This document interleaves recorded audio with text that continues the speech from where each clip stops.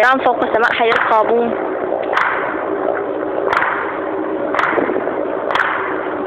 الله أكبر.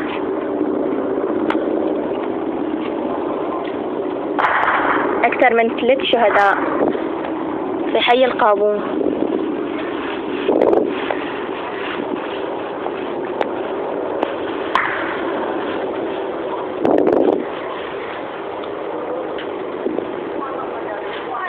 الجيش الحر جاي لك يا بشار.